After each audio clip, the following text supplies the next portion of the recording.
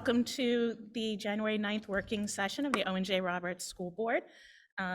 We are going to start, let's see, glasses, I do.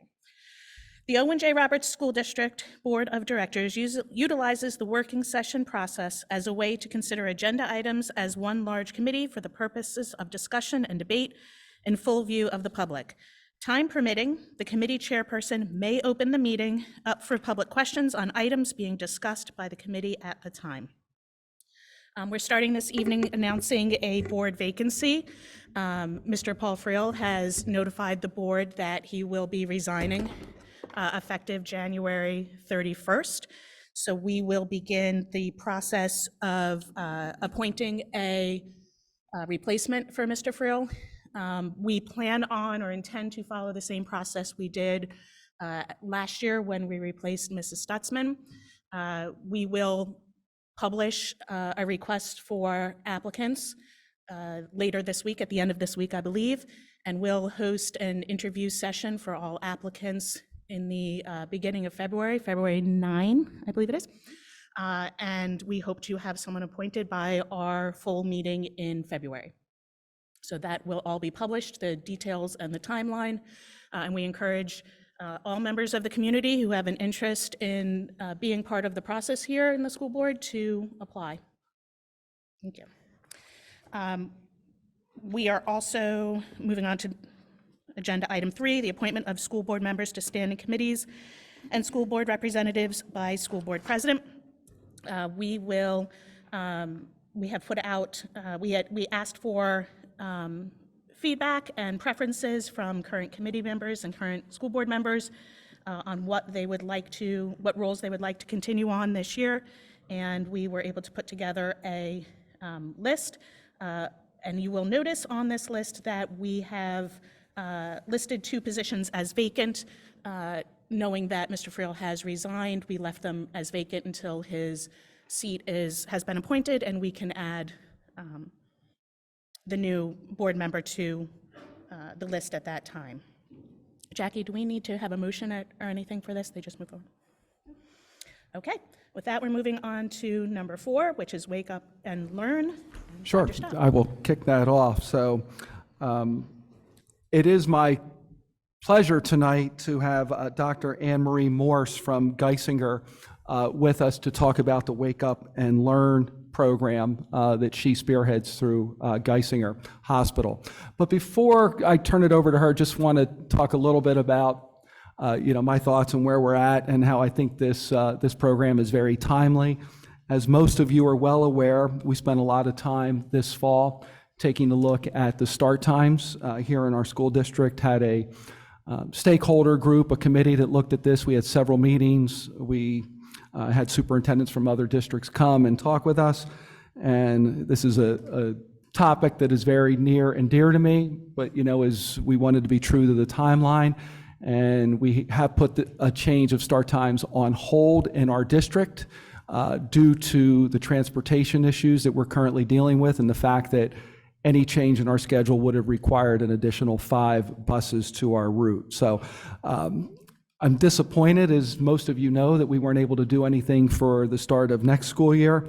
However, I do think this program is something that we can take a look at to help our students and help our families take a look at their current sleep patterns and do some things that are a little bit more healthy for them. So with that said, I will turn it over to you, Dr. Morse. Thank you so much. As mentioned, my name is Anne Marie Morse. I'm the Director of Child Neurology and Pediatric Sleep Medicine at Geisinger Janet Weiss Children's Hospital. And I'm the founder of the program Wake Up and Learn, which is a program that is a Geisinger program, but is completely philanthropically funded so that we can deliver this to school districts for free. If you can go to the next slide, please. So today, some of the things I would like to go over is just some background as to how we even developed this program, why we did it, describe a little bit about the clinical program design, what are some of the impact and outcomes that we're currently seeing, and then what the typical steps are for different school districts to become involved. Next slide. So I always like to start off every single presentation describing what sleep is not, because there's a lot of misperceptions about it. So if you can just click 3 times. So it's just not a period of inactivity. It's not a temporary coma, and it's not something to fill the time when a person is inactive. And although many times when I present this slide, people think I'm putting it up for comedic relief, these are actually true medical depictions in the medical literature up until about the 1920s, because between 1920 and 1950 is when EEG was developed, and we were able to put the leads on the head and see the electrical activity of the brain. And it was in the 1950s where the identification of REM sleep happened, and we were able to actually see that it actually is quite a dynamic state. Click again. The final thing is it's not optional. I'm a Jersey girl trained in New York, and very frequently I would encounter people who would tell me, I'll sleep when I'm dead. And my response to that most commonly is, you're gonna get there a lot sooner. The reality is, if you can go to the next slide, it's a brain-derived homeostatic process. What does that mean? That means it's something your body must do. Whenever I describe this, I always like to use an analogy to further the importance of why this is so important. There's another brain-derived homeostatic process that we put a lot of importance on, your body temperature. You should be a balmy 98.6. If you woke up this morning, you were 94 or 104, you would have COVID swabbed yourself, then you would have went to the PCP or the urgent care or the emergency room. Why? Not because of what that absolute number is, but what it represents. Your body is in dysfunction. And if left unattended, what happens? Progressive illness and death. The same thing is true as if you're a typical adult who should be sleeping 7 to 9 hours. If you're sleeping 4 or 14, that same knee-jerk reaction should occur. Why? Because with left unattended, the same thing happens. Progressive illness and then death. In fact, when we subject animal models to sleep deprivation versus food deprivation, those who die first are those who are sleep deprived. We recognize that it is a very, very critical component. And I really am going to go over why we care about this in our students. Next slide. So why is sleep important? Click, please. It helps your brain make memories, improving learning and performance in school. So that is obviously a primary goal for all schools, right? When you talk about the learning process, that occurs in 3 phases: acquisition, consolidation, and retrieval. Acquisition is what you guys are doing every day. You're helping your students gain new knowledge. Retrieval, you're also doing in school. You're giving them tests. Consolidation is what's happening on a night-by-night basis. And there still is some debate as to how it actually occurs, of whether it's a long-term potentiation or a pruning effect, meaning that it helps reinforcing positive learning experiences, or it's removing kind of inappropriate neurons or synapses that have developed. The reality is most recent data is demonstrating it's probably a combination of the two. In addition to that component, there's also different phases of sleep that contribute to different types of learning. Both the kind of declarative learning, that 1 + 1 is 2, I can declare to you how that happens. That tends to happen in your non-REM 2 and the 3 sleep. But then also in your REM sleep is your, let me pause. Oh, okay. In terms of your athletes, REM sleep tends to be very important for your non-declarative, so it actually has a variety of importance. It also helps your body stay healthy and keeping a normal immune system. We recognize when individuals are having problematic sleep, it actually puts them in a pro-inflammatory state, makes them more susceptible to illness and actually have worse outcomes. This was even exquisitely demonstrated during the COVID pandemic, where we identified those who had COVID, who had a comorbid sleep disorder, actually had a higher degree of morbidity and mortality, so worse outcomes and more likely to die. Irrespective of COVID, we recognize that across a variety of different illnesses. It helps you do better in sports by optimizing reaction time, speed, and accuracy. So much so that most professional athletic teams and Olympic athletes have a sleep doctor as a part of their coaching team. So most recently, the Phillies were in the World Series. My very close friend, Dr. Chris Winters, is actually their sleep coach, as well as the Boston Red Sox sleep coach. And you would see that there was actually a lot of debate around the end games when they actually had to travel because of circadian factors or jet lag. It also helps in terms of getting better after injuries, especially head injuries. 70%, 70, of individuals who have mild traumatic brain injury, so concussion, have a sleep disorder as a consequence of that. Those who have post-concussive syndrome, sleep very frequently is a component of it. When it's not recognized, the post-concussive symptoms actually are more protracted. If you think about how we've managed post-concussive syndrome, it used to be you would be on brain rest for about 2 weeks. You know that now we've changed that. It generally is about 48 hours, and we're trying to re-encourage them. That came from a very large randomized controlled trial that actually identified that those who were randomized to the 2-week versus the 48 developed the circadian rhythm disorder, and it tended to augment the anxiety, the depression, the cognitive symptoms, where when they went back to school sooner and engaged sooner, it actually prevented those types of things. It also helps your mood and behavior. I always like to focus on this one piece because this actually is a part of the crux of why I felt that Wake Up and Learn was so important to be in the school districts. Over the course of the last 10 years, we've seen anywhere between a 40 to 110% increase in suicide rates in middle school and high school students and adolescents across the country. Depending on the state is the variation. Why do I say that that's relevant? Because we now have identified that insomnia, nocturnal awakenings, and nightmare disorder are independent risk factors for suicide ideation and completion. And so it is an important component. When we look at depression, anxiety, and a variety of other psychiatric disorders, the DSM-5 illustrates that sleep is a component of those. However, we now also recognize that when you're trying to treat those disorders, if you don't actually treat the sleep, they become more refractory to manage. Next slide. It's important to recognize that it's not a one-size-fits-all. There's developmental changes over time, and so the amount of sleep that is needed is going to vary. As a pediatric sleep physician, it's very common that irrespective of the age of the child that comes into my office, if I have a parent, does your child sleep okay? They tend to say, yeah, they get about 8 hours of sleep. Well, that might be appropriate for my 17-year-old, but for the 3-year-old or the 5-year-old, or even my middle school student, that actually is insufficient number of hours of sleep. And so it is important to recognize these developmental sleep needs. It also is important to recognize that that first note that I had stated in regards to learning also overlaps with these sleep needs. So the younger you are and the more that you need to learn, the more sleep that you're going to require.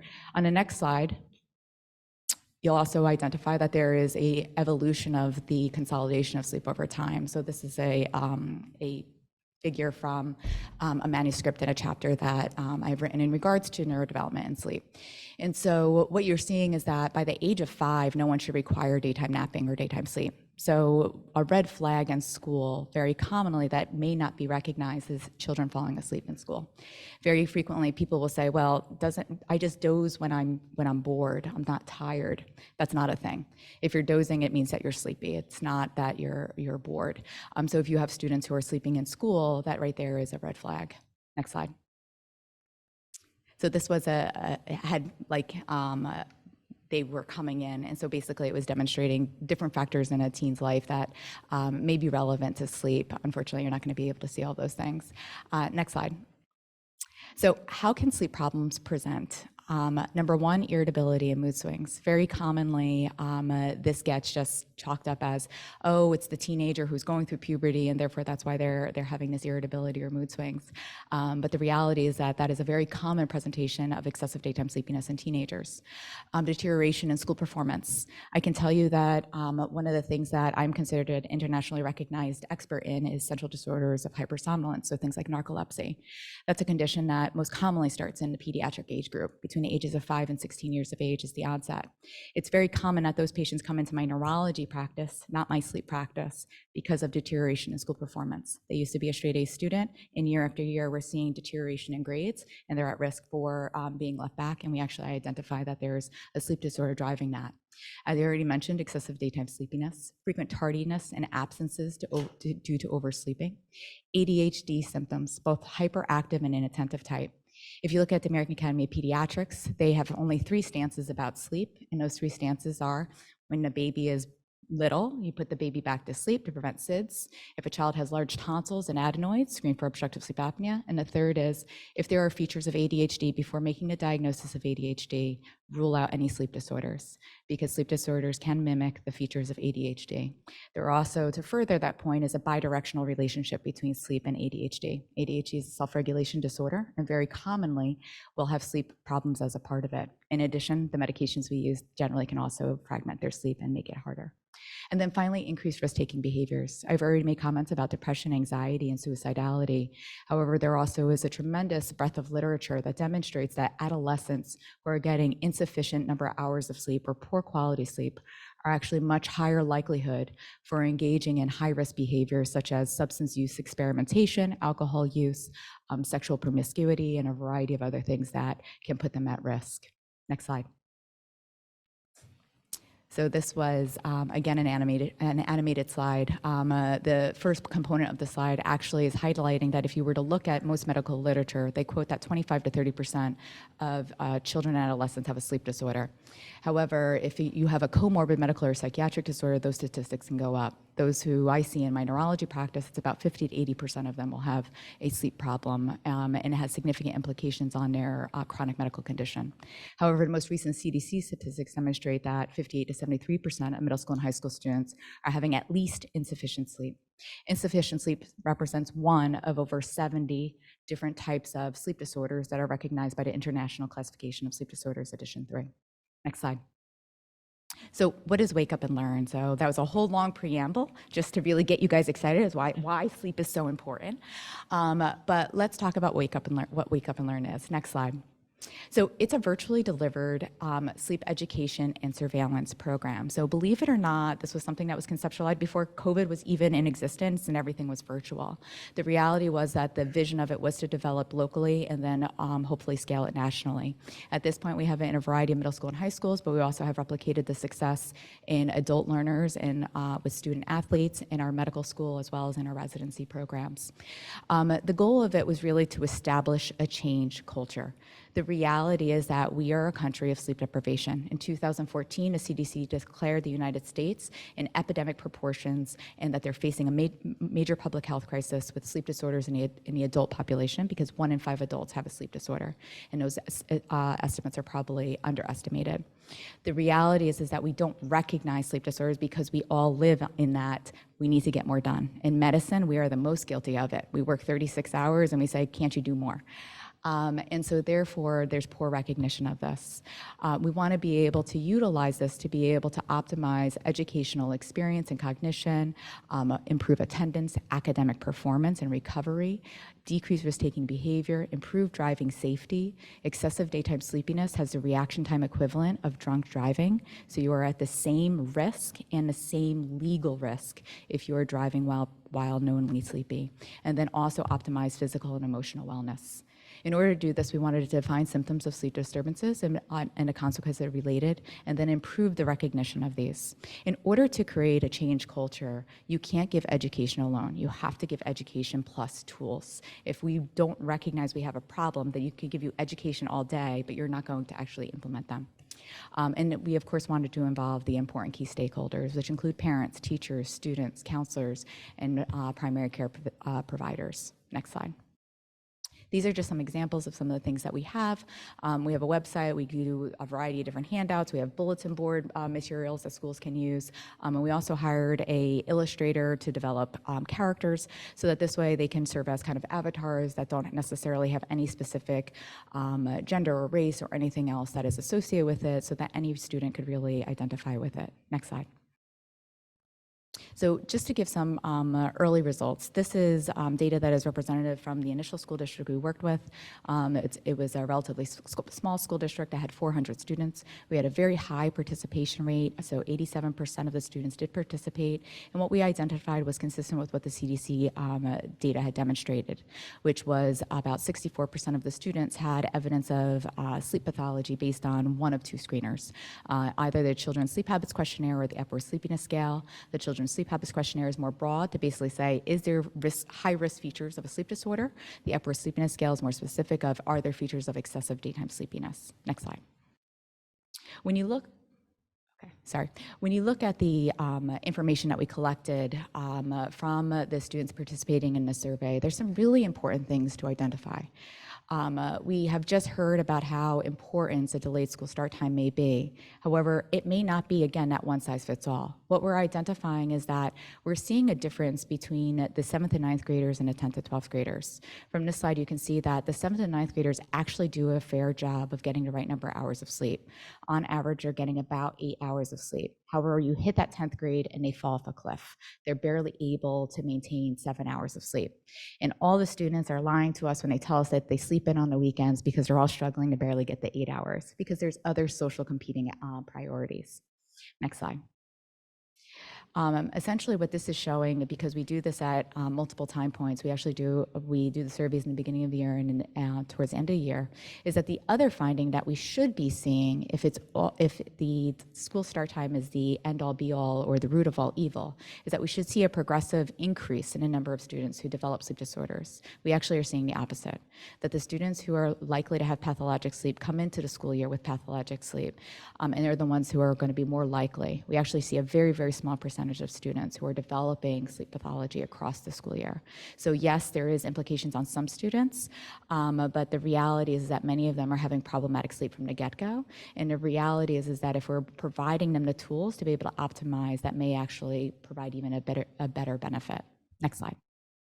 The other piece that I just would like to comment on is that in this school district, their start time is 8 o'clock. So it's not an 8:30 or 9 o'clock or even 10 o'clock, which has been proposed by a variety of different researchers as being the optimal school start time for middle school and high school students. And what you can see is by no other means other than the participation in Wake Up and Learn is that over the course of the last several years, we've only seen a decrease in the percentage of students who are having features of high-risk sleep. Now, with that stated, we wanted to understand more. And so over the course of time of us working with them, we've done multiple focus groups as well as interviews to understand what was working and what hasn't worked. So with the initial design, we did surveys 3 times a year. We found that that was basically just creating survey fatigue, wasn't really giving us an increased amount of information. Even though we were telling students that this is for you, the feedback we got was, oh, we just completed the surveys because school makes us do all these surveys. We didn't know it was actually for us. So in the most recent iteration, there actually is a small video of me describing the relationship of sleep with athletics and academics and why it's important. And then if you go to the next slides, this is actually just some testimonials from some of the students. And so essentially some of the things that I would just highlight is that the students have become more aware of how it actually affects their day. So the relevance outside of it's something that I can curtail to get more done in my day. And so there's actually even purposeful changes in their sleep. Next slide. As well as the recognition of the relationship. My favorite is Bryn, who says that she's increased her sleep by 2 hours, which I was like, how much sleep were you getting? And on the next slide, they also give just some brutal honesty of like, I'm glad I know, but I still can't figure out how to actually make a meaningful difference. Next slide. So basically, this is just some of the onboarding and participation. I think a slide may have been missed earlier on, but basically, I just wanted to give an overview. When we work with the school districts, essentially what happens is that there's the 2 surveys, which are screening surveys. The screening surveys ask very low-risk information. We follow the Protection of People's Rights statute, which is an opt-out process if there is low-risk questions. With that, families get letters saying, hey, this is an opportunity. If you do not want your child to participate, totally understand, please don't. We then set basically a time. We work with the school to understand what time would be optimal. So artificially, I'll say, 3rd period on this Wednesday, the students will have the opportunity to complete it. No one is going to be twisting any child's arm. If they say they don't want to do it, they don't do it. With that, it gives them information as to, are you giving high-risk responses or low-risk responses? When they click enter, they get an immediate feedback. That was also another feedback that the students gave us, because initially it was email, and they were like, we don't look at emails. So they get an immediate feedback, which either gives positive praise, hey, it looks like you're doing a great job, keep up the good work, here's some additional sleep hygiene tips to maintain that great sleep. Alternatively, say, hey, it looks like there's opportunity for improvement. If you want to dig in more to understand what's going on with your sleep, ask your parents to complete a consent, and we can provide you a more detailed intake. With that detailed intake, it allows us to actually give a more specific nailing down of what kind of sleep disorder may be present. Because of anti-Stark laws, and also because we're not trying to generate referrals, you guys are not even in our catchment area, it is with the intention that that information gets shared with their primary care physician, because we want to reinforce the medical home as being the director of that. When the parent consents, it allows them to decide that if they want the PCP to have a copy of this, as well as the school. And then we're able to send the family a letter saying, hey, it looks like sleep disordered breathing or restless leg or insomnia or whatever. And then we're able to give some guidance as what the typical approach to diagnosis and treatment is. We never give any specific recommendations about any medications, because that is outside the scope of what this program would be. Next slide. As I mentioned, there's a variety of educational materials and engagement. We have a website, we have educational handouts, we have Wake Up and Learn specific handouts, we have bulletin board materials that the schools can have, presentations are available, and we actually are currently working on an asynchronous curriculum. We just received a large philanthropic grant to be able to create really brief videos with some infographics and texts. I very much am heavily involved in social media to try and engage the broader population, and so we'll be using kind of like that TikTok style 3 to 5 minute educational content that will be getting rolled out this academic year. And that's it. Any questions? So a question that I have is, from a district perspective, obviously it's an opt-out process, so no one would need to take this if their parents did not want them to do it. But what type of data would we get as a district to see if we are having a problem with our students' sleep Sure. habits or sleep time? Sure. So, so the school district would definitely get the larger cohort data. So basically, similar to the data that I had presented of saying these are the trends that we're seeing across your school district. You would be able to understand: are you seeing a similar type of experience as what we've seen in other school districts? So, is it more of a preventative for your 7th and 9th grade versus interventional? When you're looking at the potential implementation of delayed school start times, this information can also be extraordinarily valuable to you. Why? Because it gives you a basis of how big of a problem are we facing? Are there other things that we actually can do in the meantime? As I mentioned, in the school district, it's the 8 a.m. start time, and we already were seeing that there was a lot of valuable change. Some of the things that the guidance counselor had even provided feedback on is that when the students now were coming into the office, where previously they'd say, I'm depressed, I'm struggling, I'm doing this, and she had her list of questions, which sleep was one of them. She noticed the transition that students now come in and say, hey, I'm really struggling in school, and I know I'm only getting 6 hours of sleep, and I'm trying to do X, Y, or Z, but I don't know what else. And so they're now recognizing it as it's a relationship, not that it's a scapegoat, but that there's a relationship to what they're doing and actually seeking out, how do I actually improve it? So that information can be very helpful. Now, let's say you do implement a delayed school start time, being able to actually be to compare apples to apples to understand, is this making the effective change that you would like to see? I do think it's really important that when we think about delayed school start times, that although it is aligning with a circadian rhythm that is biologically present in teenagers, if you're not helping them to understand why you're doing it, you're not actually giving them the skill set or tools that will allow them to be successful later on. It also may end up limiting the benefit that you may actually see. Thank you. Other questions? Any other questions? As far as the timing of referrals to the medical community, would we have a glut of students all hitting the medical community at once with this approach, or would it be spread out somehow? So most typically what we see is that we do the screening, then the parent, so when we do the screening surveys, that's opt-out. If the child is identified as high risk, that's opt-in, because we're asking more detailed and more personal questions that, one, we would definitely want the parent to potentially even complete the survey with the child at home. And we also want to give the parent the opportunity to say, do we want the school to have some feedback, and do we want the primary care to have a copy of this as well? Most commonly what we find is that even though all the students are getting the initial surveys at the same time, we find that the secondary survey, it's varied of whether a parent wants it or not. And so we have not seen that type of challenge yet, where there's this surge of all of a sudden all of these kids need sleep doctors tomorrow. But I can't say that that has been a problem that we've encountered so far.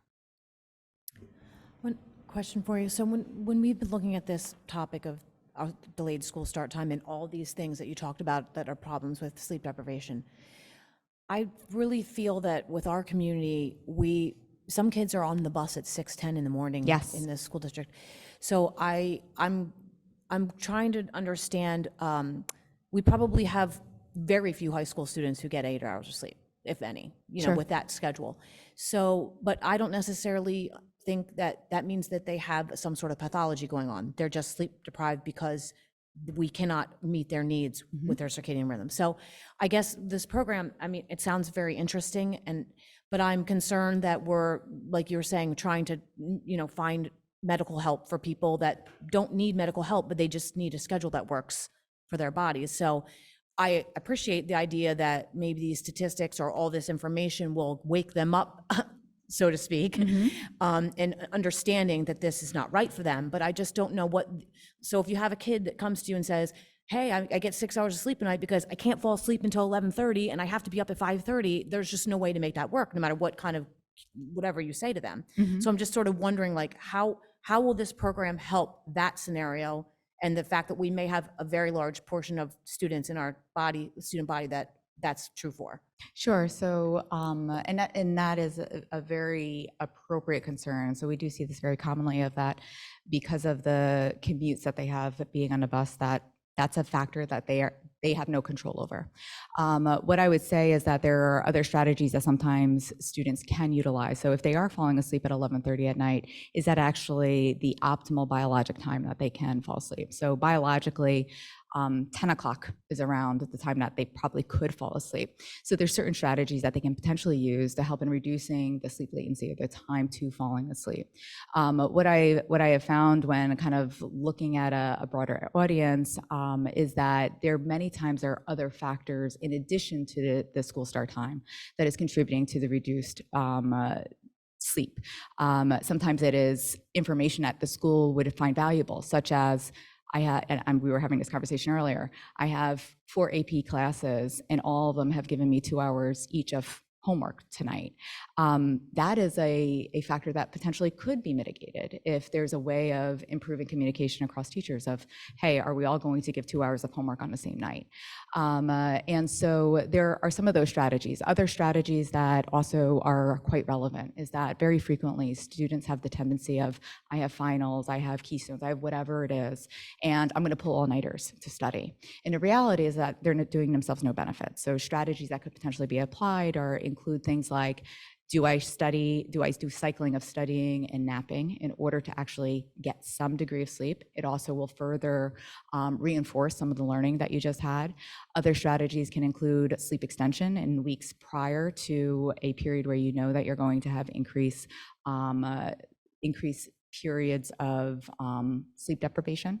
So there are other behavioral strategies that can be utilized. In addition to that, I think it is really important to know that not all children have sleepiness or sleep problems purely because of behavioral issues. There are other medical problems, as I mentioned, narcolepsy, sleep disorder breathing, restless leg syndrome. And those children who think that it's just because you're staying up so late, those children could also be improved by being able to have improved recognition of, are there other factors that are going on? And also very commonly, we're seeing things like nightmare disorder.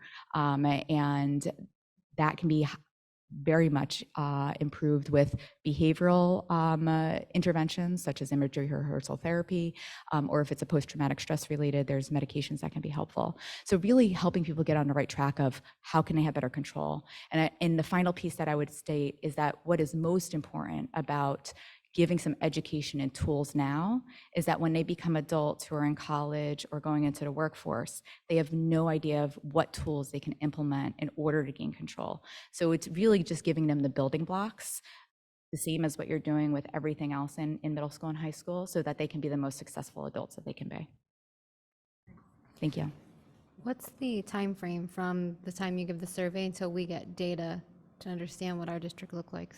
So it really depends on how quick you would like it. So once we have the students complete it, we generally are able to organize the data within a matter of a few weeks.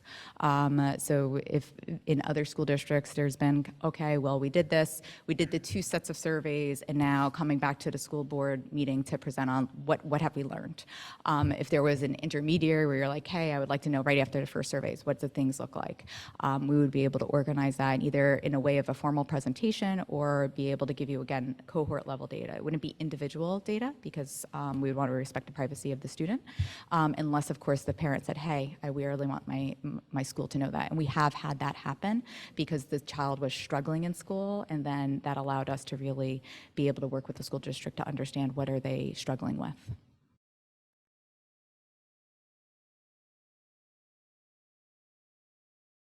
Yeah, one more. Yeah.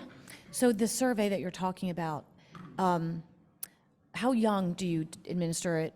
And also I'm thinking, how equipped are children to really answer the questions accurately? You know, if I ask a 3rd grader, what time do you go to bed or whatever, you know, they might not really know, or Sure. if they're older and they think that the school schedule might change, they may not tell the truth on that. Sure. Sure, and those are all factors that you're correct. With any survey, you can have influences of people not necessarily being the most truthful. Currently, the delivery of the program is specifically for middle school and high school students. Can I apply it to elementary? I could. The reason we don't is because that would really, just as you said, a third grader, I wouldn't be asking. That would really be dependent on the parent to do. So we first really want to grow the program for middle school and older. As I mentioned, we have been successful in middle school and high school as well as in adult learners.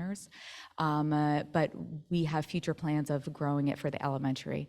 What we have seen also, just to make this additional comment, is that it has been met with such a positive reception that Lycoming County has just actually implemented the program for all of their faculty. So we just applied it to 4,000 faculty within Lycoming County to provide the same type of resources as a part of their wellness initiative for their faculty. Sorry, one more. Uh-huh.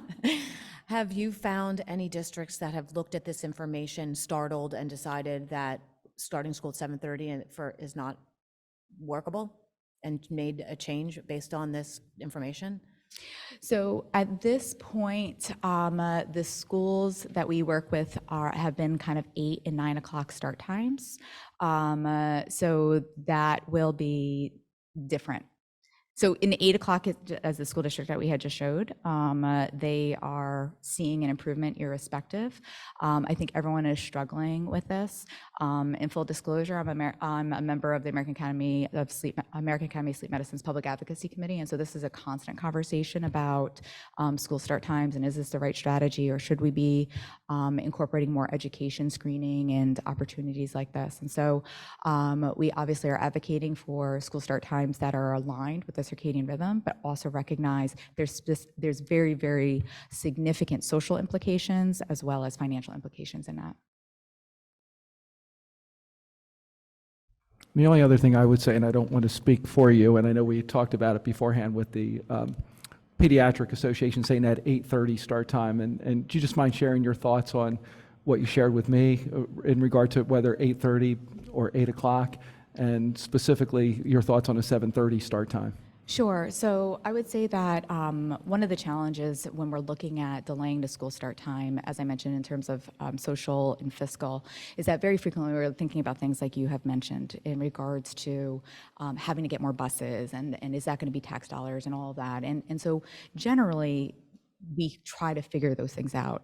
The pieces that sometimes get overlooked are the fact that when we delay the school start time in middle school and high school, there may be other implications to family dynamics, right? So if I have a high schooler and I have an elementary schooler, and typically the high schooler's home first so that they can get the elementary schooler, now they're both going and coming home at the same time, there may be a change there. So if I'm a single mom and I'm working 2 jobs and I can't be there, I may either have to change that dynamic, or now you may have 2 latchkey kids, or now I have to hire a babysitter.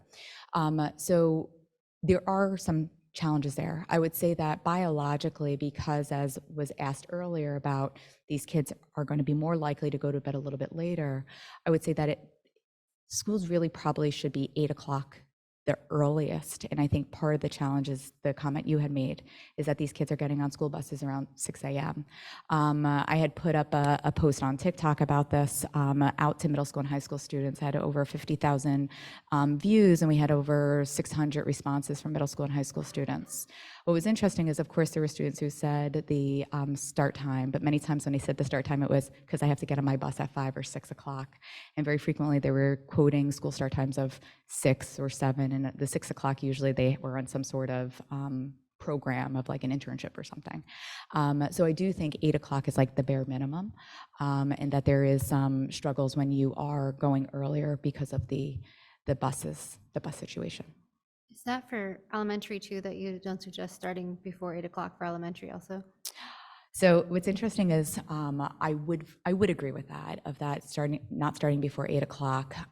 In some of the research that has been done where they've delayed the middle school, high school, they've then moved up the elementary school. And then they've done some follow-up evaluation to see was there any negative implications on elementary school being moved up. From what the early literature is suggesting is that there may not necessarily be the cognitive pieces and the behavioral challenges, but the piece that we don't have is the longitudinal data to say, how does that translate later on? So at this point, I would say 8 o'clock probably also, but I think there is still a lot of research that is being looked at just because they have a different circadian phase than what adolescent will. I just want to say one more thing to the board about this topic. I appreciate all this information because, you know, I've been asking for this start time change since 2015. And some of the issues that have come up is that, you know, it's hard to make anyone want to do something when they're not educated on it. And we've struggled with that because even though we've tried to have people educated on it, we've had limitations to, you know, maybe who is interested, who comes and sees it, or, you know, people just kind of make assumptions on what other families might do or whatever, instead of really, you know, personalizing it. But also, I think that this idea that kids will just do what they're going to do if we change something can be mitigated also if they actually are educated on what is right for them and 100%. know that all the adults in charge are trying to do what's right for them, not to convenience ourselves. Yeah. So I just think that it's good to get as much information out there and have students themselves be their own advocates and Yes. have parents understand how serious it is when your child is not getting enough sleep, because I think that that is completely downplayed in our society, and it's very sad.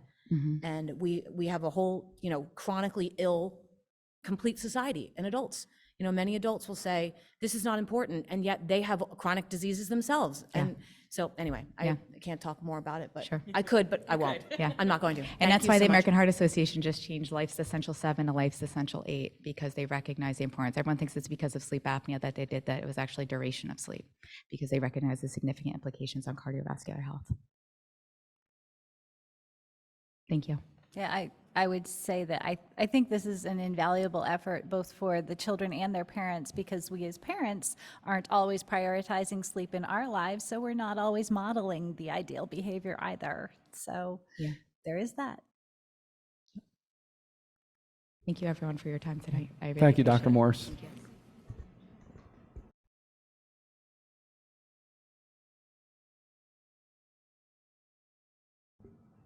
Sure, so we will open up for brief comments from anyone here this evening.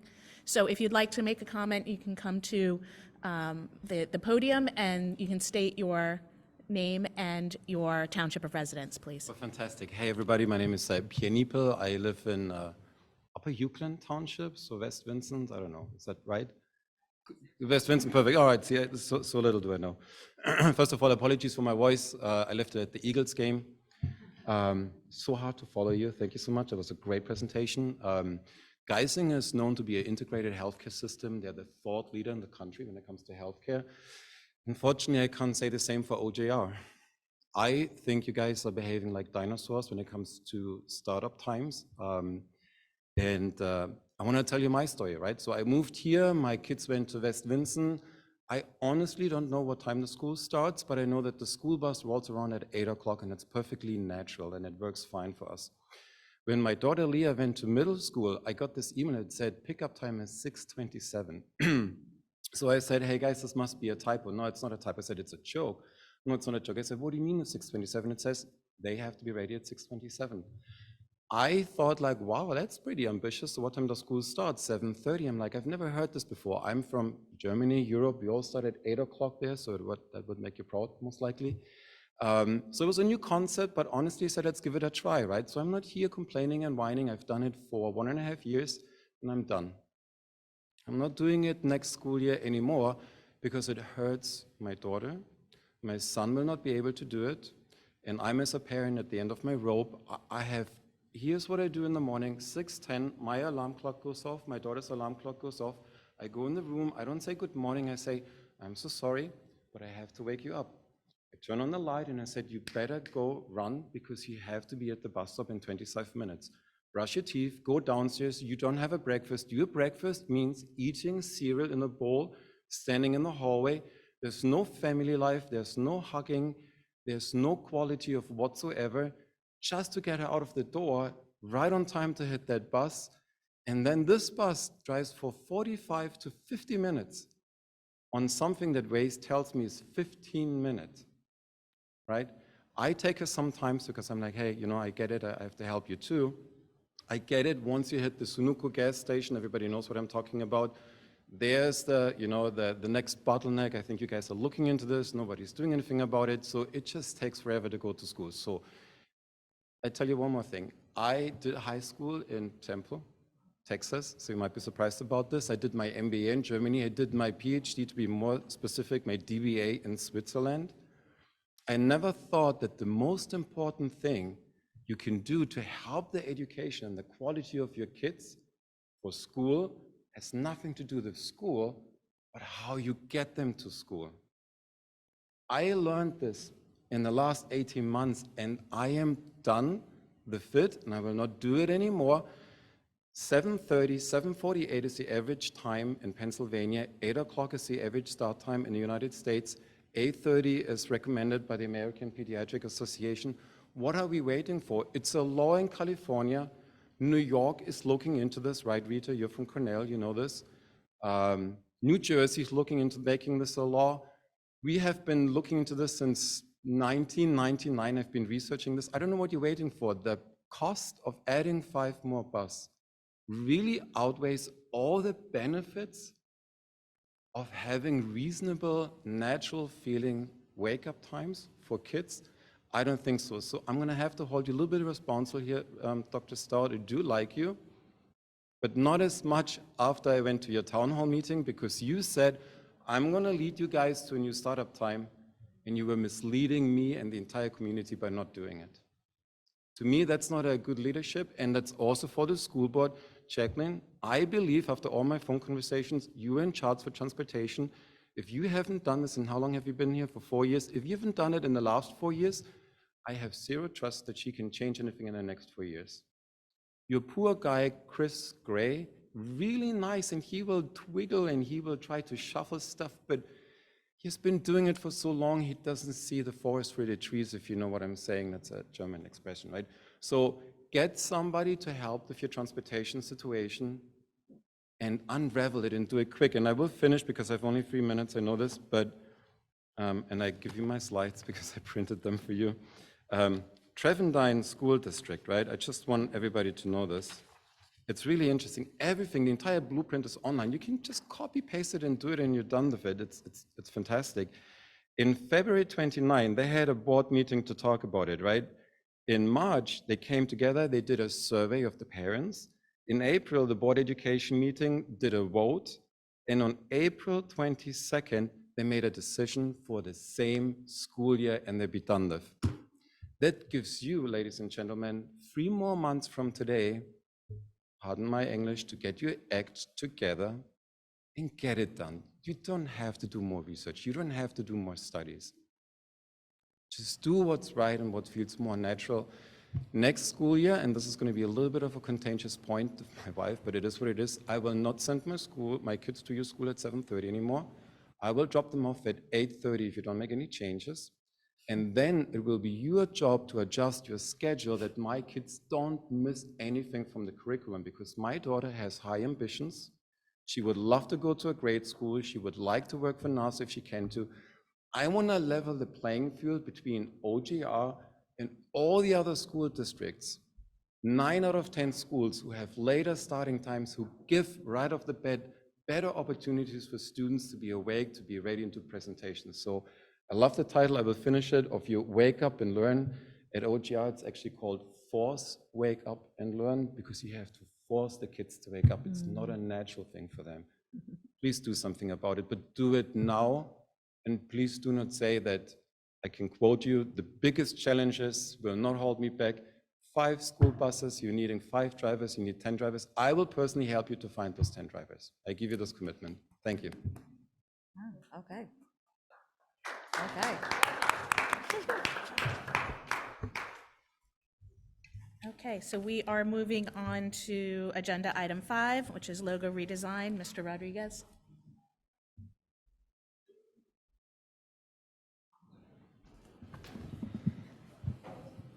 Good evening, excuse me, good evening, school board members. It's great to be in front of you tonight. A lot of this discussion is a follow-up to some of the discussions that we've had over the last few months, really focusing on building OJR's brand, striving for consistency, increasing community involvement and a sense of belonging and a sense of shared identity.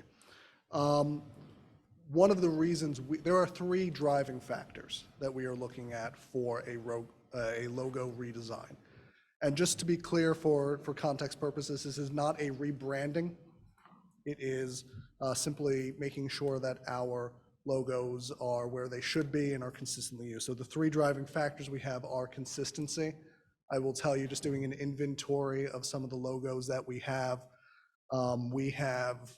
no less than probably half a dozen Wildcat heads that have been used over the last decade or so, and we have probably close to the same number of paw print logos as well.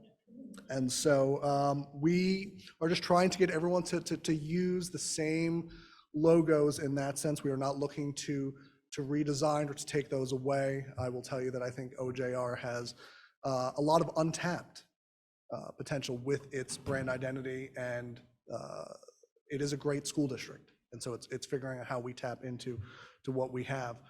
Kind of as an offshoot of that, one of the reasons we are looking to do this as well is a compliance issue.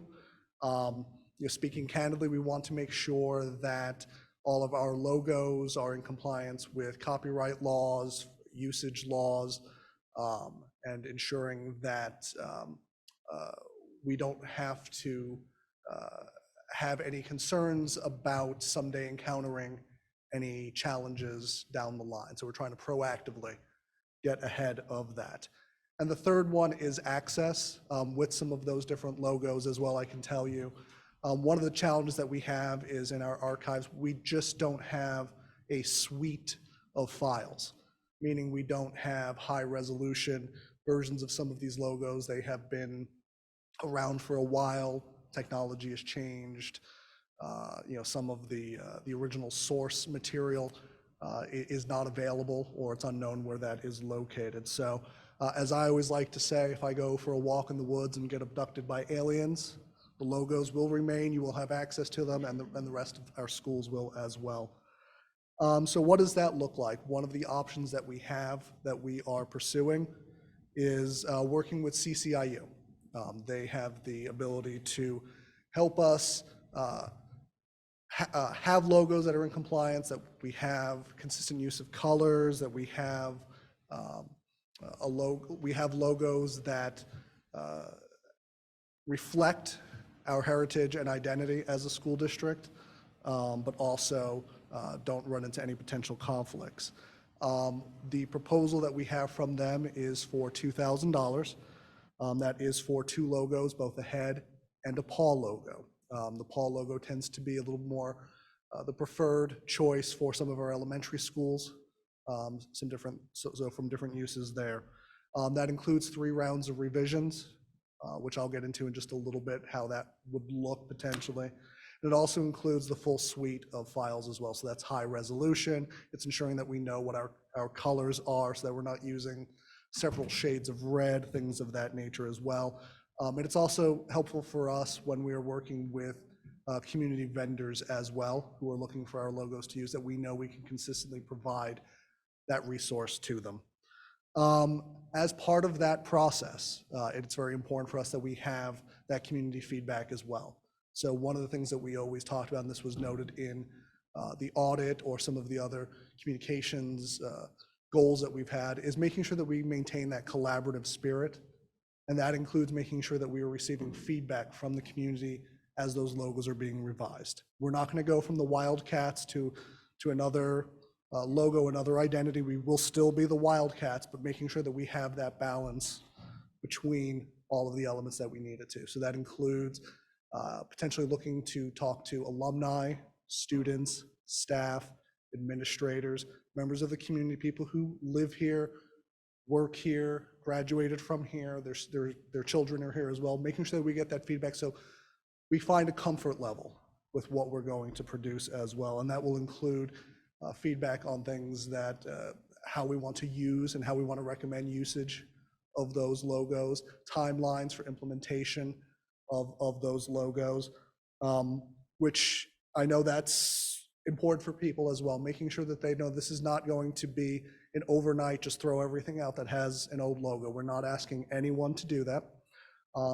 We would come up with a timeline, assuming that we would probably have final versions of the logos that we're comfortable with in very early spring would be the goal.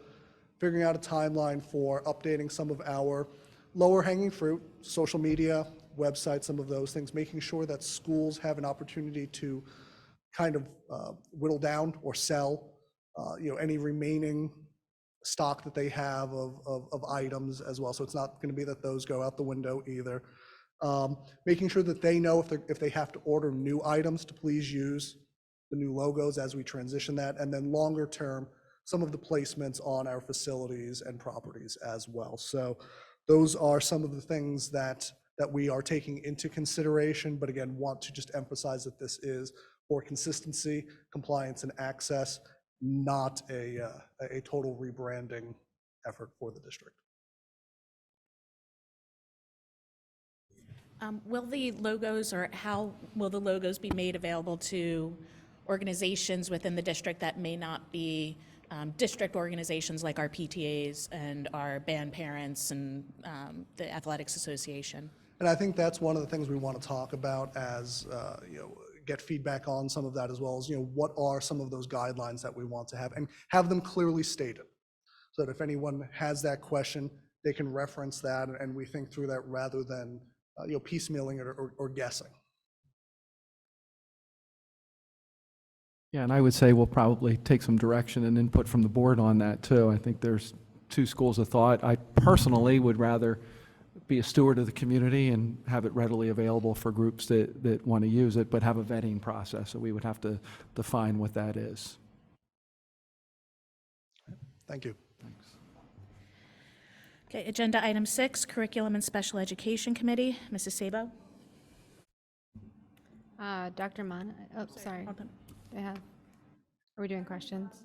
Sure, sorry.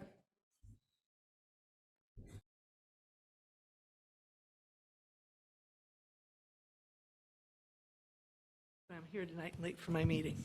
Hi, Colleen Blute, North Coventry Township, East Coventry Township. OJR graduate and heavily involved with the Athletic Association for the last 30 years. I'm looking at the logo, and I know the logo that we use. We use the traditional Wildcat head. I think it faces in to the heart. Many years ago, let's preface this by saying, before you look at the logo, you need to look at the colors that you're using for the school district. According to the alma mater, with its colors red and white. Yet for the last 5 years, black, black, black has been reappearing in the attire worn by coaches, athletic directors, and athletes. The colors are red and white. I commend Coach Kolka because he stayed away from the black. He went with the gray pants for his football team, and they look gorgeous. But when you come into a stadium or into a basketball game, and you're looking at the Owen J. Roberts basketball team, and you see them all in their home uniform colors, which I think are red, might be white, I'm not sure which one. And then you look at their coach. Now, I have the opportunity to work with Pottstown, Pottsgrove, Daniel Boone, Methacton, North Penn, Garden Spot, Cocalico, Wyomissing, Wilson, Muhlenberg, Blue Mountain, and Schuylkill Haven in various projects, whether it be band, cheerleading, whatever. Their coaches stick to their school colors. I came to a basketball game the other night and was thoroughly embarrassed. The boys looked awesome. Perk Valley looked awesome in their new orange, not that bright orange, but they were smart, Perk Valley. They used the neutral color gray. Gray, no school uses gray as an opposing color. But O&J, I couldn't find the coach. Looking for tan pants, didn't see any. Gray pants, didn't see any. Shirt, no red shirt. Black, toe to head. I thought it was a mime dancer, but it was the coach. There was not a community between the coach and the athletes. You need to have a community. It builds character. That coach's job is not just to make them winners, but it's to make them good, strong young men. How? When there's no respect. He's not part of the team. So when you're looking at it, before you look at the logo, look at the colors that your school's going to use. Stick to the colors of the school district. Gray, that's a neutral color. Khaki. I think it was Rich's team of coaches.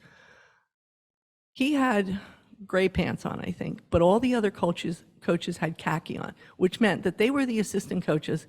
He's the head coach. He had on the white shirt, they had on the red shirt. The coach versus the assistant coaches. What a team. You look at those boys and they work together as a team with their coaches.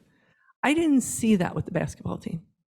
I don't care what kind of coach you are. You need to represent your school district with pride and respect and build a community with your athletes. Otherwise, it means nothing. The kids will learn nothing about being young adults. As far as the logo, I would like to be involved in that with the picking of the logo, because we have 100 blankets to give to seniors at the end of the year that will be greatly affected on how many we need to order. So that would be a super advantage for us to have. Also, when we went to design the jackets, originally it was the coaches had like 2 weeks to pick their jacket that they wanted. And it started out as just one coach, and I won't name that coach. A band, just a little band on the jacket. So it was red, and then it had a black band, and then it had the white sleeve, which was nice.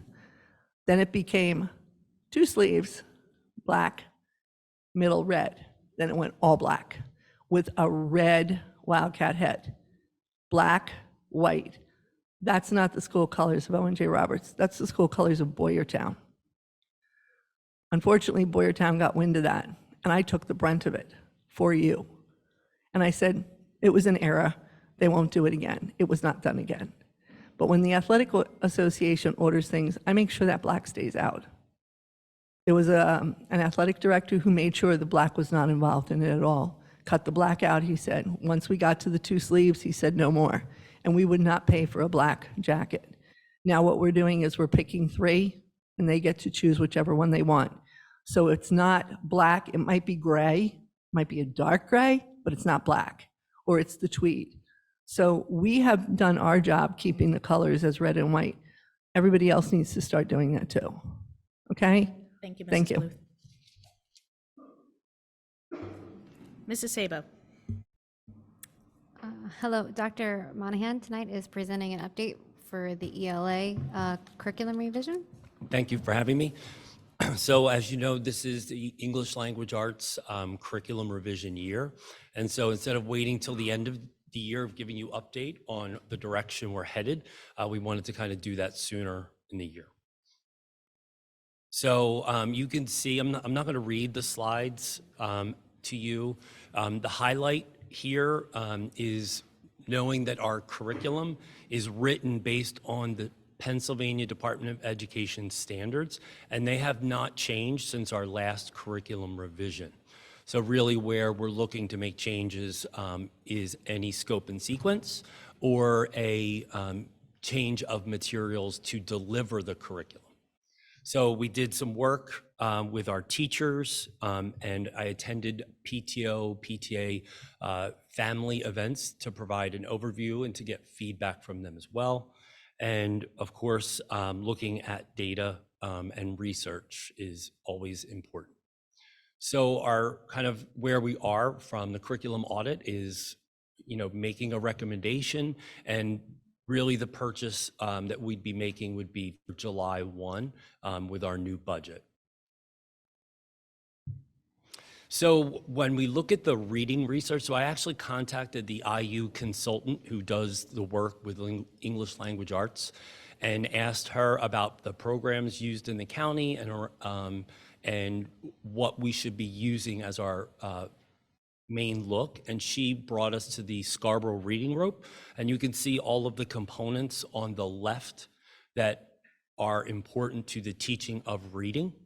And if you look at the words that the researcher uses, they are very similar to the words that you're seeing in structured literacy or science of reading, which has been out in the community the past year or two. And so Scarborough, if you look at that real small print at the bottom, his copyright is 2001. The science of reading is 2022 that I've cited. So the science of reading isn't really all that new in terms of what we've been doing in the district. Go to the next slide. The foundational research that we use for selecting our writing materials is Writing Next. This is a 2007 compilation and review of hundreds of studies on effective writing instruction. And one highlight in here, sometimes people want to know how we're teaching grammar, because we do still teach it, that they have found that traditional writing instruction has a negative effect on student achievement. So that's that isolated skill and drill practice. So not a positive or a neutral, has a negative effect on student achievement. You'll see here again, the structured literacy is what you're hearing now. And these are all components that we currently have in our programming. However, we are looking to strengthen some of that in our kindergarten through second grade. So this is the state literacy needs assessment that was put out by Pennsylvania Department of Education. And in the timeline slide, there is a link if you wish to review that tool to see what it asked us to do. So we spent a half a day at elementary and middle school, and we're still finishing our high school, but our high school is very similar to what we found at the middle school. And here's what we recognize as our strengths and areas of need that are emerging from that survey. We did, you can go to the next slide. We had one family member respond to the PTO, PTA meetings for feedback, and it was an open-ended response on things that they would like us to consider for curriculum development or research selection. I do, in full disclosure, have to finish at East Vincent tomorrow, because it wasn't scheduled, and we had to reschedule West Vincent's from December to next week. Here's some teacher feedback. So our academic coaches and department chairs sat with the teachers and at each grade level or by department and identified things that are working and things that could use some improvement. Again, pretty consistent with some of the findings in the survey review. And then the next slide. And this is one I want to preface with, I work very closely with our special ed supervisors at all levels, and they are dynamite, and they do a phenomenal job of supporting our students in the regular ed programming. However, when we want to look at the effect of our reading program and writing program, is it working or not? So I want to look at just the students who get regular education services and not the other ones. And we know at the elementary, our growth data is always very successful. So that would represent the students who are perhaps not meeting proficiency because of special education or other issues. But you can see our scores, when you look at that, are very strong. And I'll highlight that text-dependent analysis, which is it's like usually a 3-page literary essay that our students write. And that's a strong suit for ours because our writing program. And then if you look at the Dr. Moynihan, I just have one quick question about something you said about the students receiving only those who are in the regular education and not.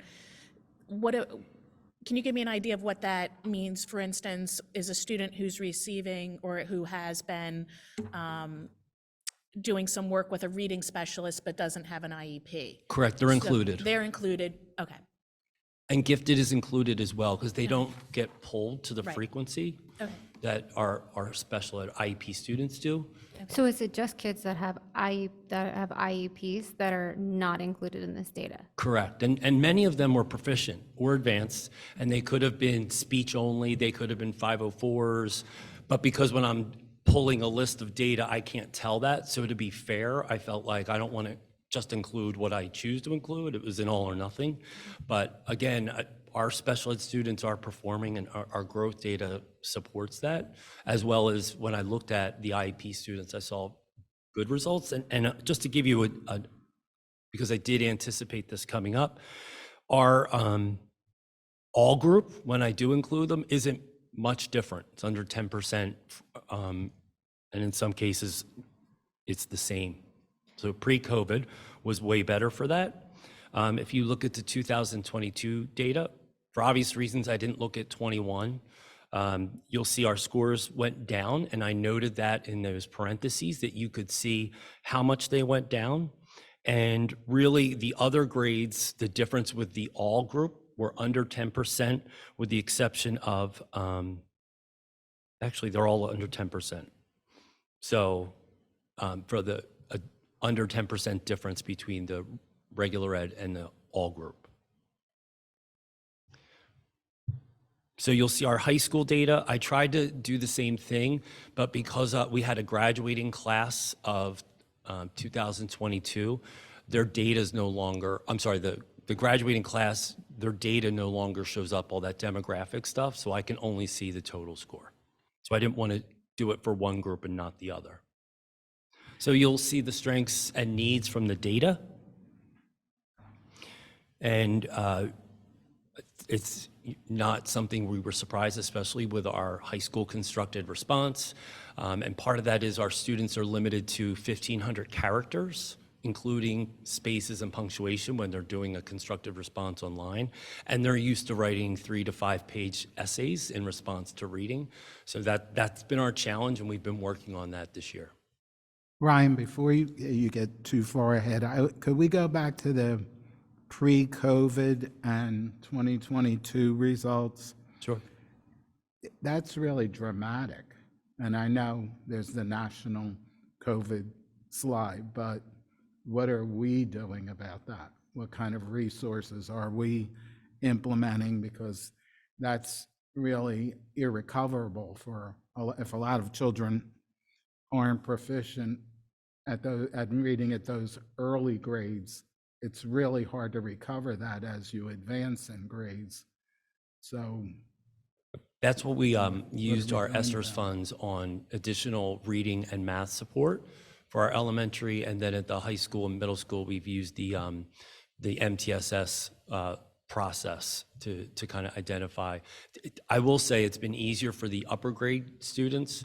I find myself talking to 3rd or 4th grade teachers, and we have to kind of take a look at the cohort, and it's not the same in each grade building.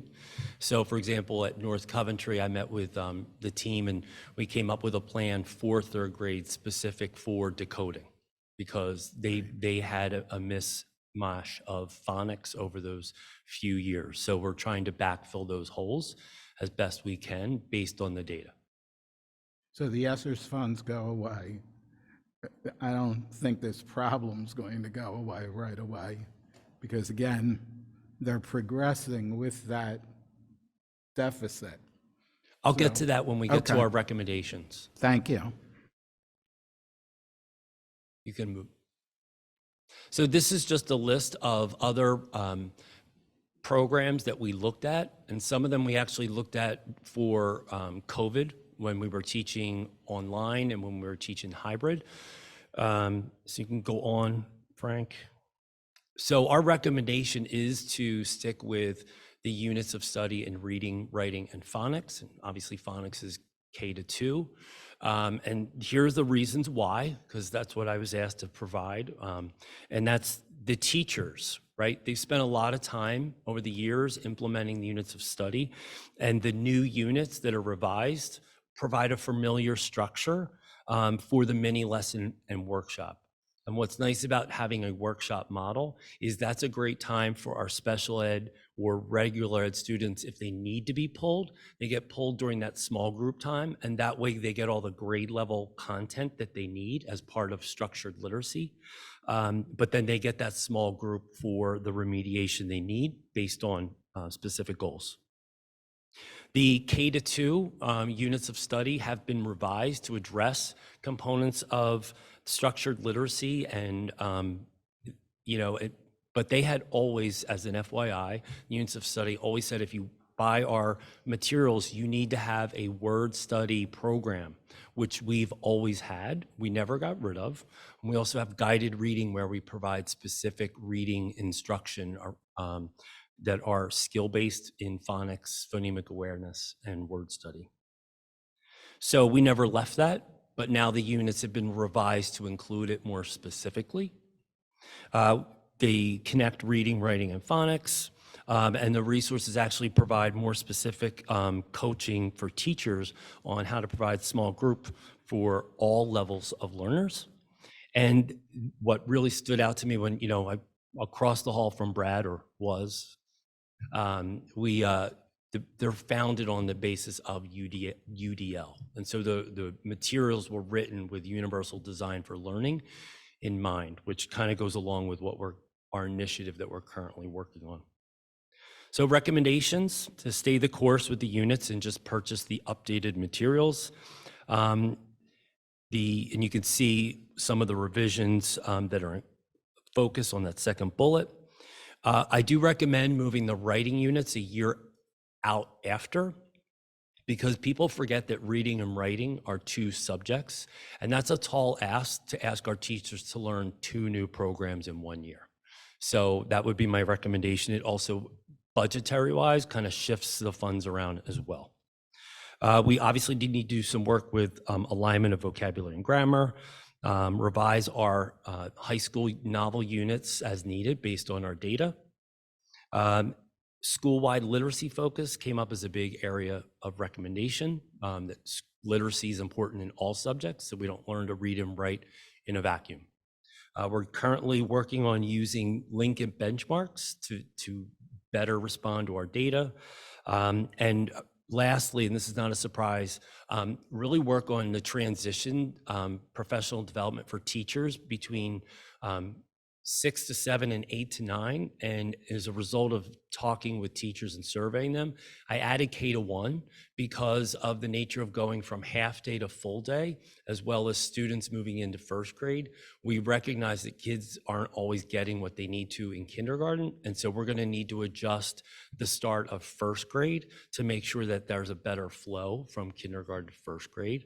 And to answer your question earlier, in the new units of study, they recommend they come outright and say you need to use your data to adjust your curriculum sequence. And so if you find that there's a specific need for, let's say, 5th grade in a certain comprehension or phonics skill, you might need to borrow a unit from a different grade and use that to get started to kind of remediate some of that. So their units are written to be able to do that, and we can still deliver our curriculum, which is the standards, by adapting that.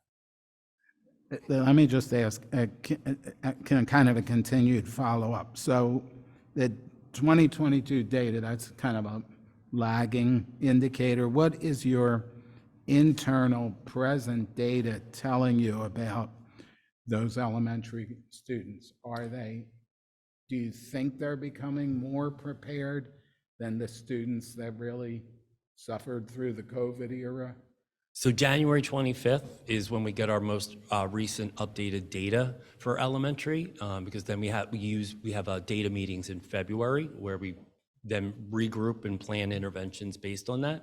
So I'll know better in January. It's a little hard using December data when there's a lot of activity going on in life. So January is usually a better picture of that data. And that's both at the elementary and the secondary levels. Anecdotally, what are your teachers telling you? I think there's kids who are struggling with phonics and spelling.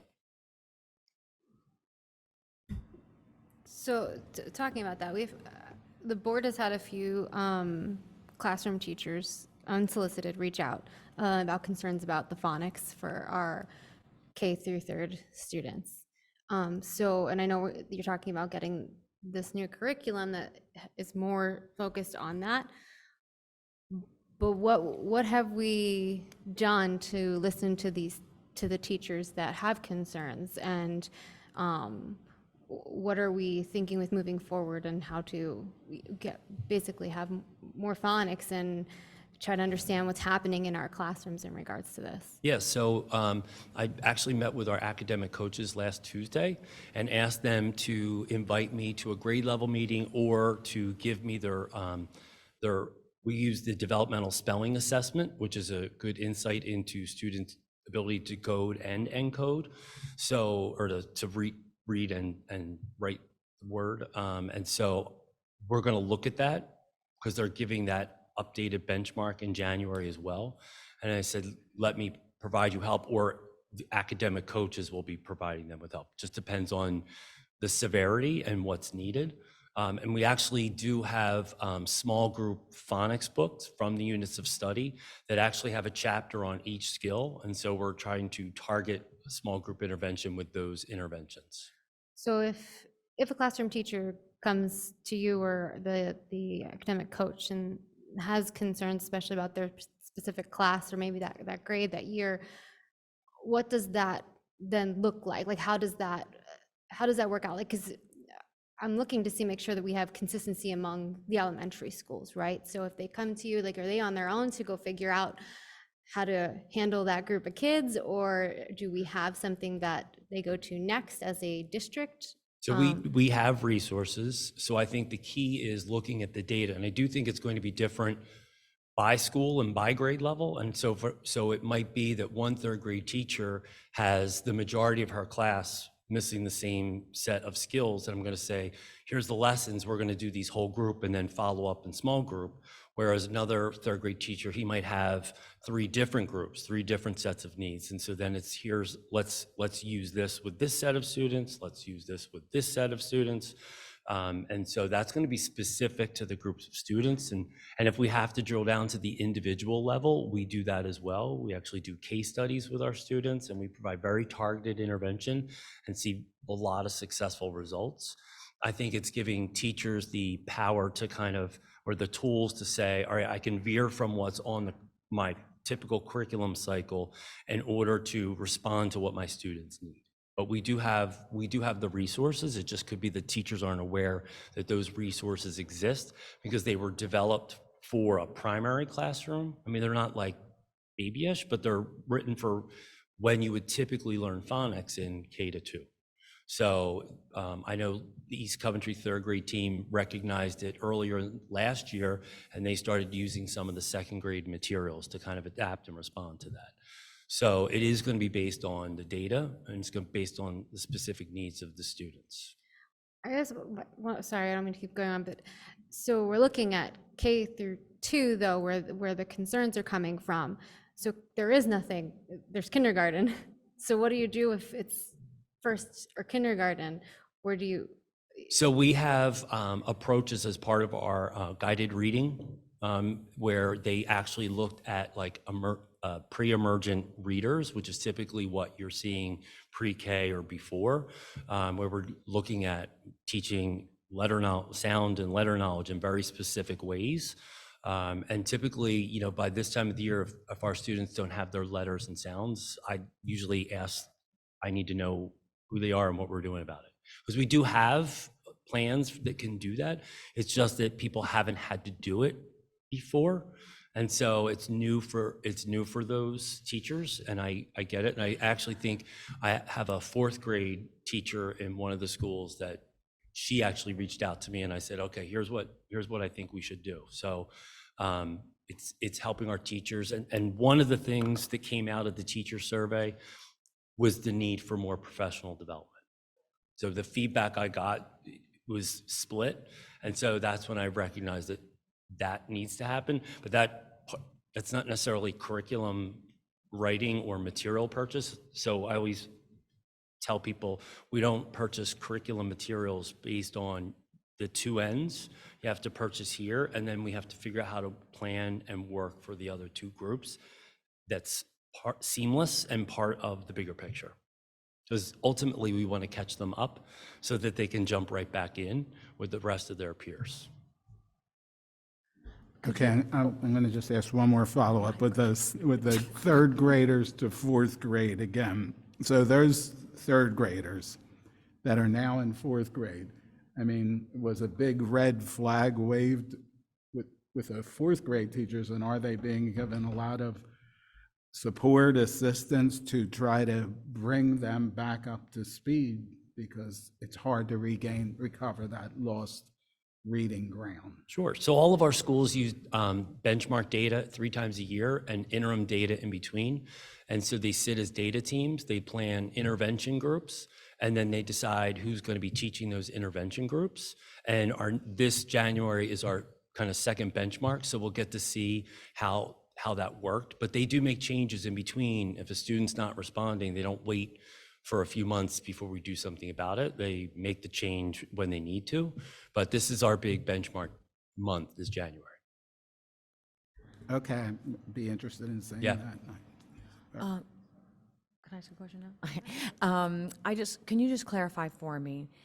This K-2, you had said that we needed to strengthen K-2, and then you also said that the new units of study has more emphasis on phonics and. Phonemic awareness. So does that mean that we don't need to use additional, like, are we still using word study? Is that separate, or are we now able to just use one entire program? So we use the K-2 uses the phonics units of study. And so Okay. they're all kind of interwoven, the reading, the writing, and the phonics for K-2. In third grade, we do use the word study.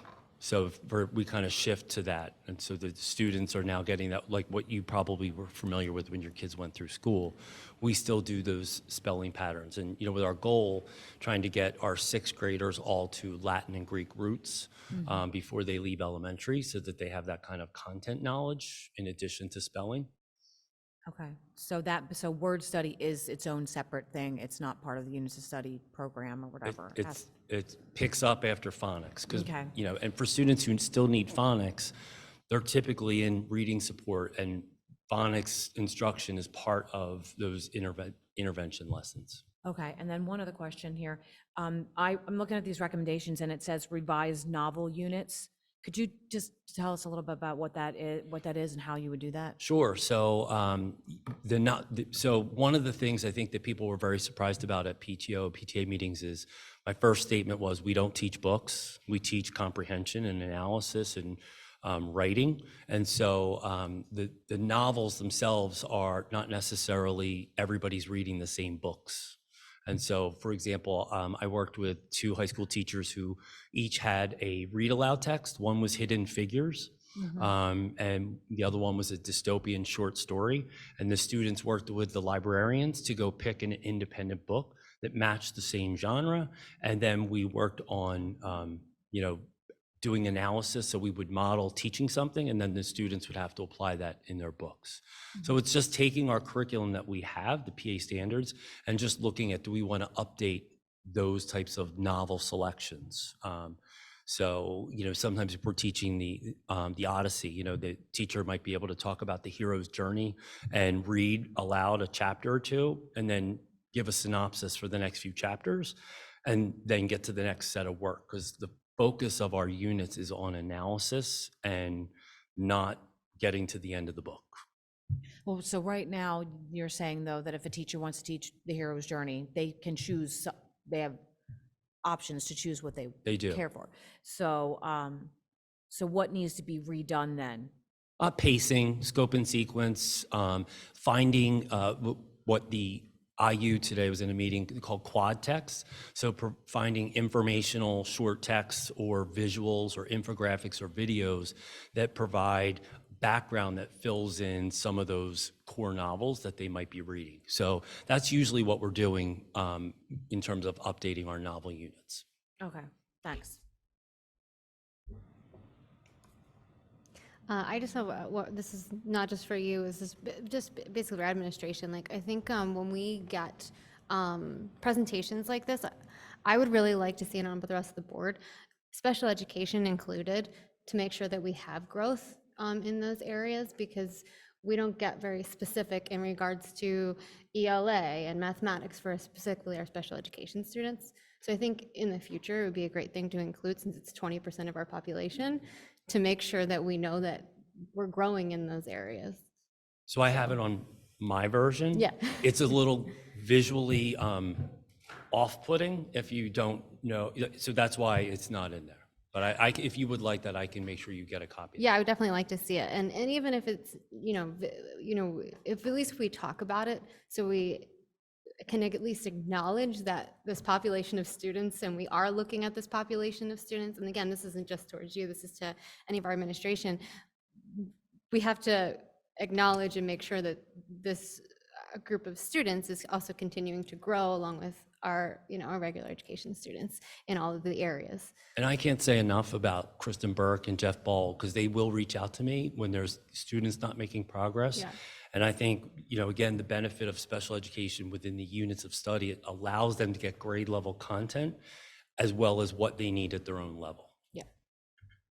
Excuse me, can you clarify what you meant by visually off-putting? Well, Too hard to read, or? so it was already a little cluttered when you got to that 22 slide, because I had parenthetical notations in there. And then I added the all group in red in the same box. So it's like just 3 different numbers in a row. So I just didn't want to, I don't want to confuse anyone. It was ugly, it wasn't bad data. It wasn't bad. No, it was not bad data. Okay, It was ugly. all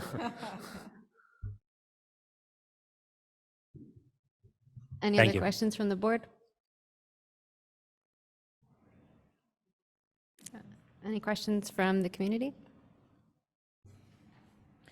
Okay, we're going to move on to hold on, number we have 7. one. Sorry. I guess, I think my question is, I wish we would have done this years ago when my kids were, not that many years ago. I had one really good reader, and then I had another one that struggled a little bit. But are you guys going to put up, so there was some data on this presentation.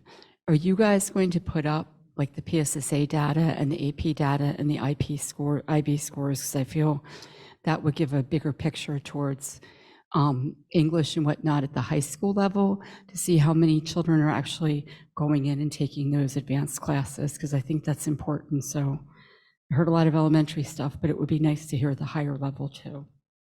Yeah, thank you, Heather. And next month will be our data presentation. So we'll be looking at the PSSA, Keystone results, and other data. So the curriculum team's working on that. Thank you. Mr. Hermanos, Finance, Building, and Grounds Committee, please.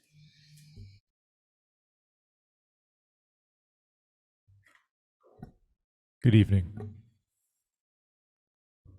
The Finance, Building and Grounds, well, I guess the Finance Committee specifically, is recommending that we move ahead, excuse me, on my spot here, with the accelerated budget opt-out resolution, which states that for next year's budget, we will increase the taxes no more than 4.1%.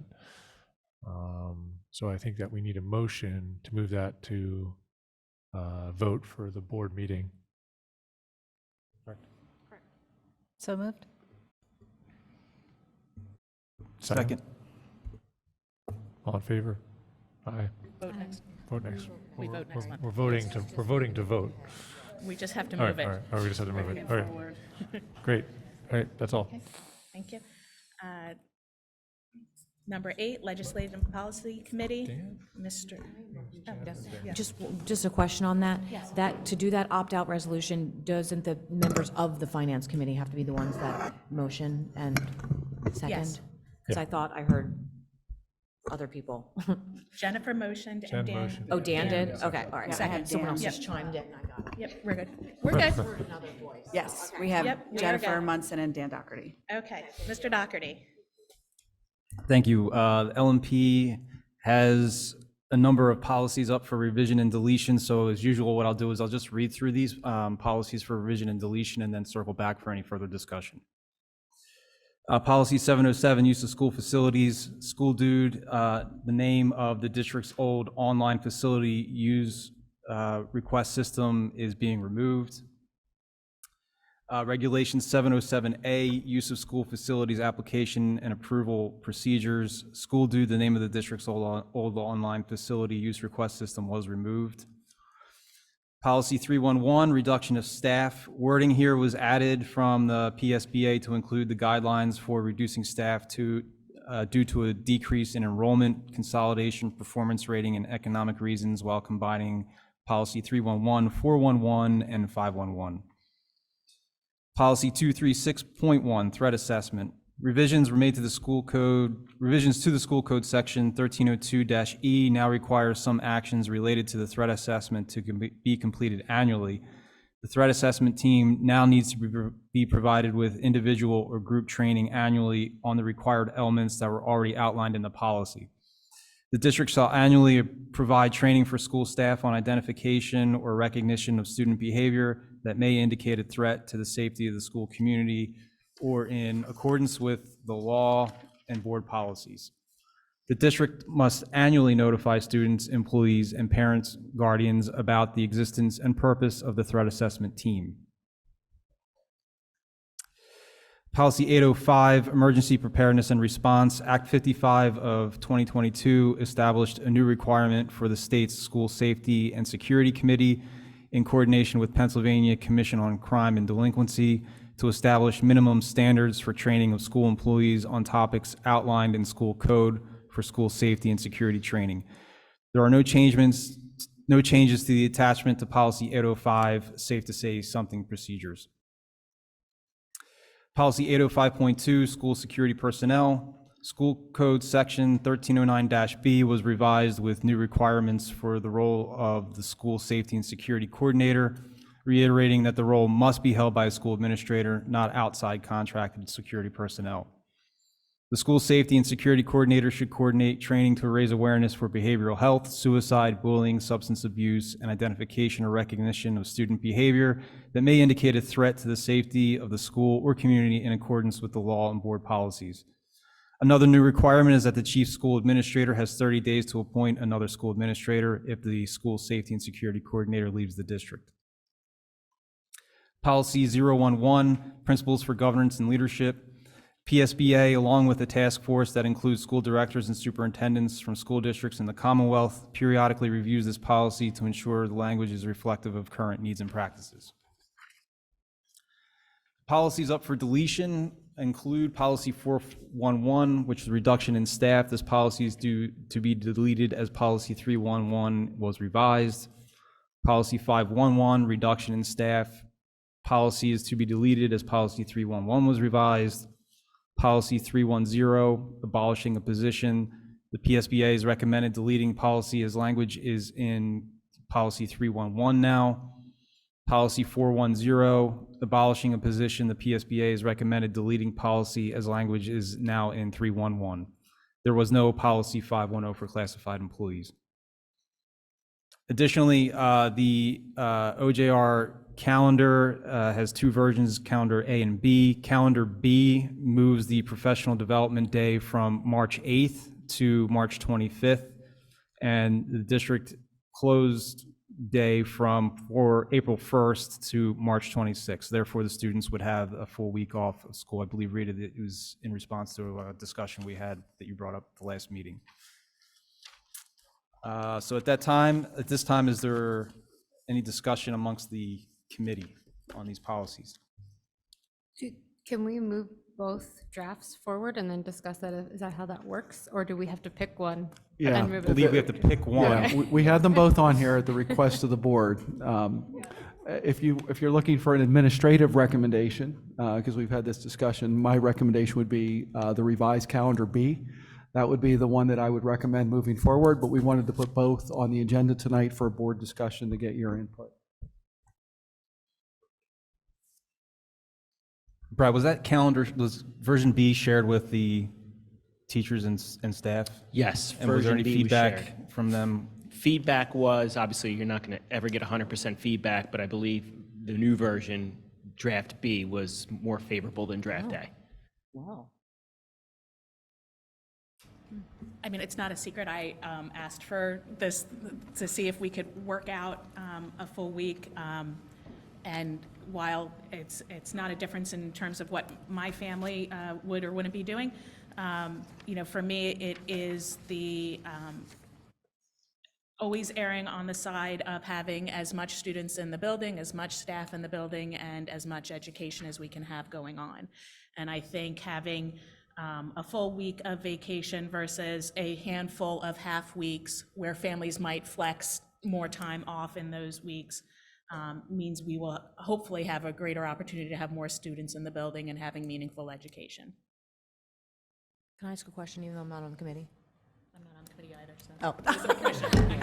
Okay, do we have data or any information on that Monday, the absentee levels on that that Monday of spring break or whatever, you know? So we've always had it off.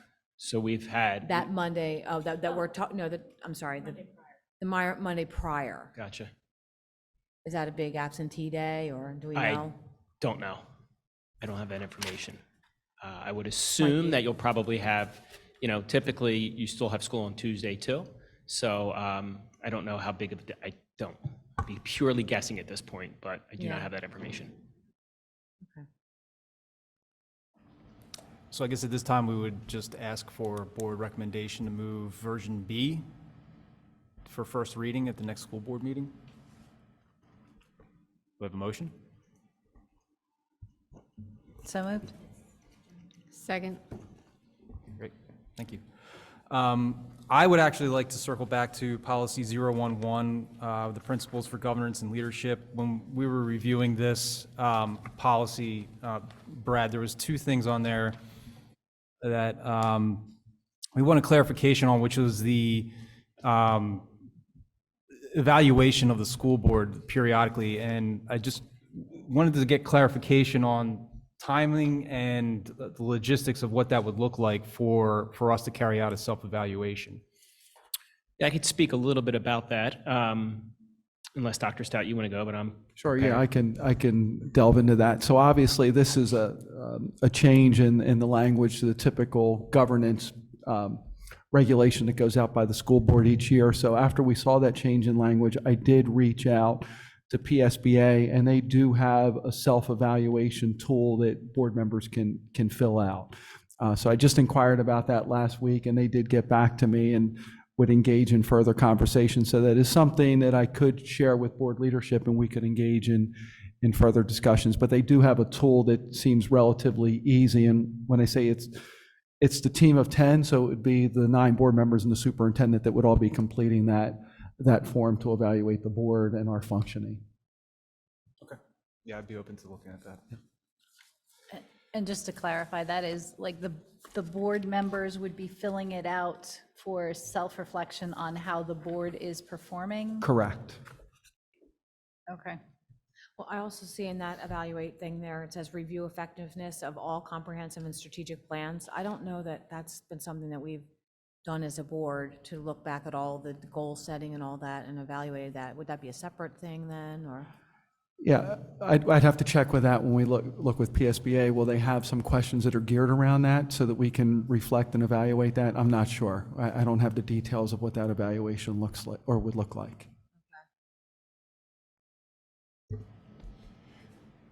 I also wanted to just bring up under the communicate clearly section regarding how we address inquiries from the community. Right now, I think the general policy has been that the school board president responds to all email inquiries coming into the school board.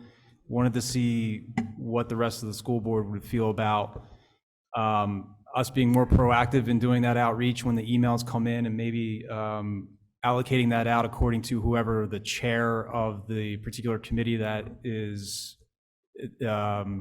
you know, the question is pertinent to, rather than that all falling on the president, so we can be more effective in communicating and also be more proactive and also quicker with our responses to the community as they come in. I think what I would like to see happen, or what I'm proposing that we do, is as a communication comes into our school board address, as president, I would reply to it, hopefully within 24 hours, and ask the committee who I think might be best fit to answer that question, ask that committee chair to head up the answer to the community member. Hopefully, this would, obviously, by me acknowledging the email and hopefully creating that communication channel between them, our community member knows that they have been heard and seen, and that we can better facilitate communication between chairs and committee members with the public who are asking the questions. I think that's a good idea. That way you can avoid just stock answers that don't really say anything, and people can get real information. I agree. Yeah. And as usual, committee members are encouraged to reach out to members of administration and their cabinet contact to get information and see how best to answer that question. So then is that something we can put into effect going forward after tonight? We don't have to like codify that or anything like that? No, okay. So one thing I think I neglected, Brett, I think I need to ask for a motion to move all these policies for revision and deletion to Correct. first. Okay, so can I have a motion to move these policies So for moved. revision and deletion? Second. Do I have a Second. Thank you. And then I just wanted to make a quick comment about, I think we had actually talked about policy 311, reduction of staff previously, and I was very confused about some of the terminology being used around furloughing or suspension and all of that. And so I've researched the legal terminology around that, and just wanted to say that I'm now comfortable with the wording as it was in there, not proposing any changes. That's it. I think we are adjourned. Thank you.